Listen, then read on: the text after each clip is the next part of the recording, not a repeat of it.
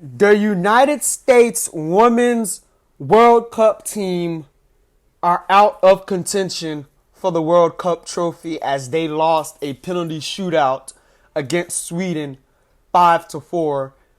And that has many raising the question of, were they too woke? And did they care more about being woke than winning? And that's the question I'm going to answer for you all today. The loss today at the World Cup marks the earliest exit ever at the World Cup for a U.S. women's soccer team. And the Swedes will play Japan in the Women's World Cup quarterfinals on Friday. So you can tune into that if you want. But let's get to the question I'm going to answer here today. Were they too woke? And is that the reason they lost? I'm going to read an article by the Washington Examiner first, which titles, "Does the U.S. women's soccer team care more about going woke than winning?" And I'm going to answer that question for you all today after I read this article. And this article was written before the teams lost to Sweden. This article is actually published on August 5th, 2023. Today's date is August 6th. So we're reading this about a day late. So let's get into the article. The FIFA Women's World Cup is in full swing and the final is weeks away. But the two-time defending United States women's national team might not make it there. America's women managed to only win one of their 3 group games and endured a draw against Portugal on Tuesday. Former captain Carly Lloyd voiced an opinion on the team. I'm going to play that clip right now before I continue the article. There's a difference between being respectful of the fans and saying hello to your family, but to be dancing, to be smiling. I mean, the player of the match was that post. Okay, so now that you have that clip, basically after they quoted her, put what she said in the article, they then went on to say Lloyd could have a point. Since winning their second title in a row, players on the U.S. national team have appeared far more concerned pushing a woke agenda regarding equal pay for female athletes and the rights of LGBT citizens than they have been with winning games. So the article then went on to say, we hit the streets of Washington, D.C. to ask people if it's more important for the team to push their progressive message or win games. And the answers might surprise you. While a few people said that athletes should focus on winning, many suggested that the responsibility athletes have to be societal leaders takes precedence over results in competition. For that women's team, I think there are a lot of bigger social issues, one local said. A big success with those issues is probably bigger than a big success on the field. Winning the World Cup should be second. You've got a platform, another said, so you've got to use it.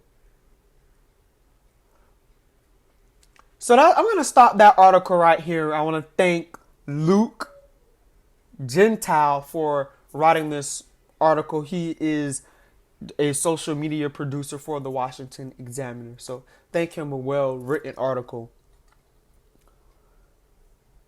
I do not agree with the notion that they lost the World Cup because they were too woke. That's too easy of a way out. I didn't watch the World Cup. I'm not going to lie. But from what I've heard, they weren't playing.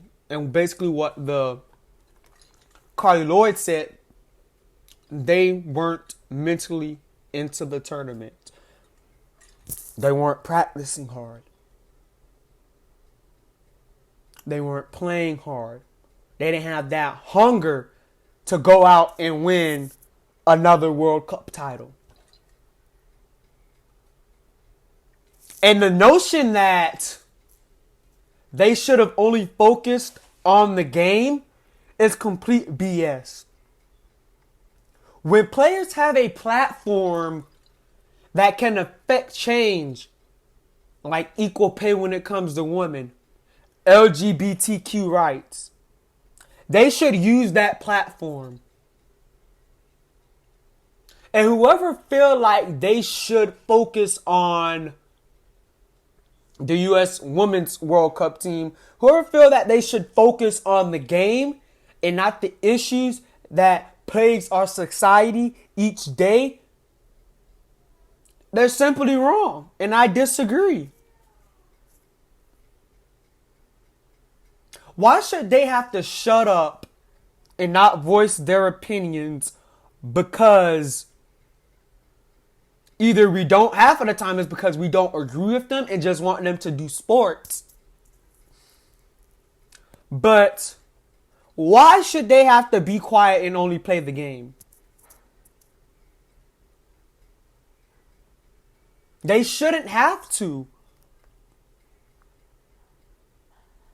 And I'm not mad at Megan Rapinoe for going out, fighting for LGBTQ rights, fighting for equal pay in sports.